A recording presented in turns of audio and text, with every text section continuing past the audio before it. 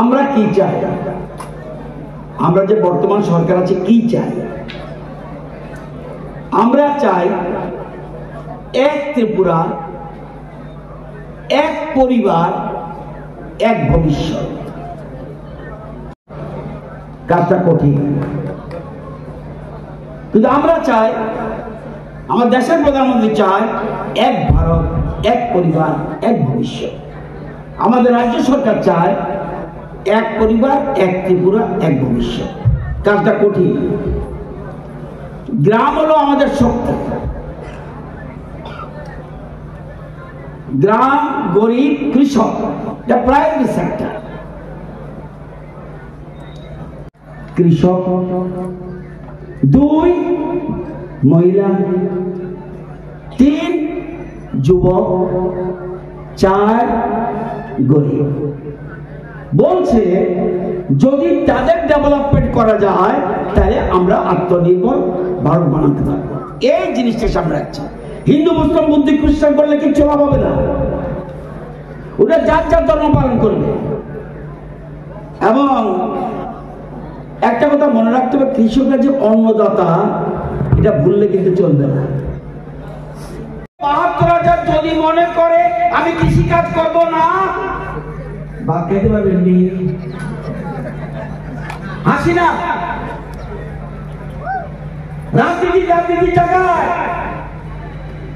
কৃষকরা যদি মনে করে আমি কৃষিকাজ করব না, আমি রাস্তা শুধু ঘুরবো,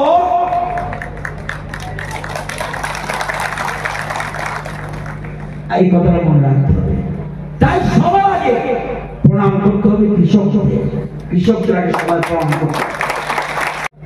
আমরা বাবুর মতো শার্ট প্যান্ট পরে ঘুরতে আসেন, পকেটে টাকা আছে, সিম কিনবেন, সিম বললে না সিম কিনতেন, দাম হলে না দাম কিনতেন, তরমুজ হলে না তরমুজ কিনতেন। এই জন্য আমাদের রাজ্য সরকার সবচেয়ে প্রায়োরিটি দিচ্ছে গ্রাম, গরিব, কৃষক, সবচেয়ে প্রায়োরিটি। কারা কারা এই সরকার আসার পরে পাকা ঘর পয়সা একটু হাত তোলেন তো দেখি। যারা ঘর পয়সা হাত তোলেন, ধরুন উপর দিকে। এই না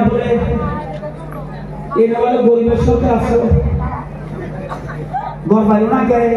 যারা স্লোগান ছিল রুটি কাপড়া মকান, মানে আমার একটা ঘর লাগবে, আর আমি একটু ভাত খাইতাম, আর আমি কাপড় পরতাম।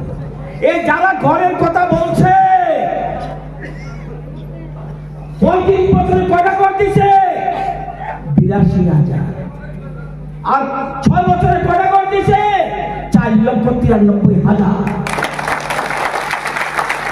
কোন সরকার গরিবের বন্ধু?